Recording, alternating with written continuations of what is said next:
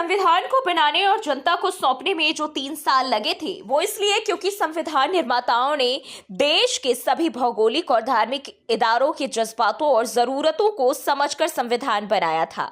हिंदू और मुसलमान के हाँ और मौ को लेकर हम बनाया गया था, लेकिन मौजूदा सरकार में संविधान से मिले हमारे हक को कुचला जा रहा है।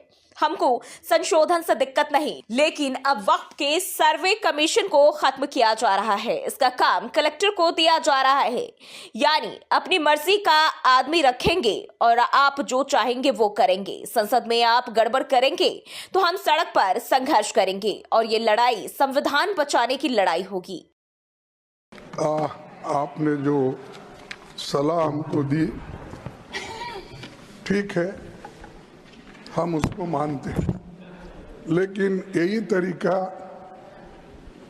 अगर उधर वाले भी मान गए तो मैं समझता हूं नड्डा साहब अपने मेंबर्स को बड़े कंट्रोल में रखे हैं। All India Muslim personal law board के सदस्य मौलाना खालिद रशीद फिरंगी महली ने कहा है कि वक्फ संशोधन बिल का कड़ा विरोध करते हैं। आप तो जो चाहेंगे वो करेंगे, लिहाजा हमारा ये दस्तूरी हक है कि अगर हुकूमत, अगर पार्लियामेंट रास्ते पे नहीं रहती तो ठीक है, संसद आपके हाथ में है। हमारे दस्तूर और संविधान ने सड़क को भी हमारे हाथ में रखा है। आप संसद में अगर कुछ गड़बड़ करेंगे तो हम संसद से अलग हटकर सड़क पर आपसे हिंदुस्तान के संविधान की रोशनी में एहतजाज करते हुए उस वक्त तक आपसे ये जमहूरी लड़ाई जारी रखेंगे।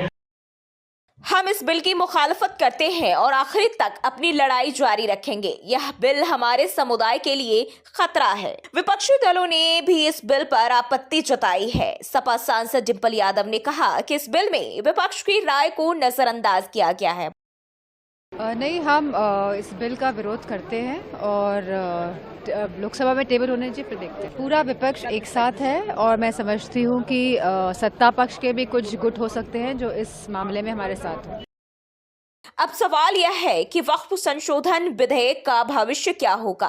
क्या यह बिल पास होगा या इसका विरोध और तेज होगा? फिलहाल all India Muslim personal law board ने साफ कर दिया है कि वह इसके खिलाफ अपनी लड़ाई जारी रखेगा। वहीं विपक्ष भी इसके विरोध में खड़ा है। वक्फ अमेंडमेंट बिल जब इंट्रोड्यूस हुआ लोकसभा में तो उसके साथ ही एक जेपीसी बनी, जॉइंट पार्लियामेंट्री कमेटी, इसमें लोकसभा के भी सदस्य थे, राज्यसभा के भी थे। उसकी रिपोर्ट पेश होनी थी। अब उन्होंने कहा कि ये रिपोर्ट कैसे पेश कर रहे हो? जिन सदस्यों ने डिसेंट दिए थे वो डिसेंट उसमें सारे संलग्न थे। अब पता नहीं उन्होंने किस आधार पे उस रिपोर्ट का विरोध किया, राज्यसभा में भी किया, लोकसभा में भी किया।